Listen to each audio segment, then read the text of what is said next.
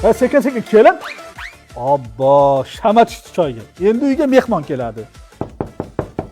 Ana, men nima degandim? Assalomu alaykum. Keling. Choyga shama tushirgan ekansiz. Kelordi mehmonga. Nima qot qilyapsizlar? Sho'rvami? Ha? Nima qilib o'tiribsan? Va yomon kaftim qichyapti, pul keladi shekilli-da. Bu o'tirishingda sen pul kelmaydi. Undan ko'ra tellab ishlash kerak. Voy, rostda ikkala kaftim ham qichyapti. Sen undan ko'ra uyga borib cho'mil. Qichima kasal.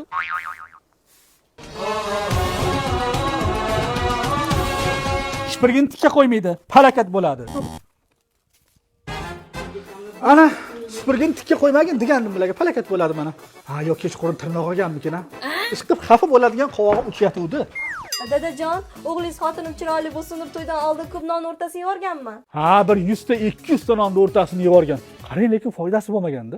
To'g'ri, men chiroyli emasman. Hurliqonman.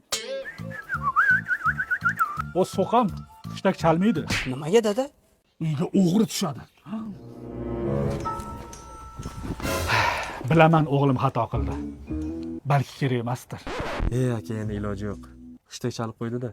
Bo'pti, keyingi safar hushtak chalsa kattalarni olib ketaman lekin. Qulog'im qizyapti-da, kimdir meni gapiryapti. Bilaman, chiroyliman, kelishganman, yoshman. Nima bunaqa bo'lyapti ekan, ha? G'ayra dam badam, oromni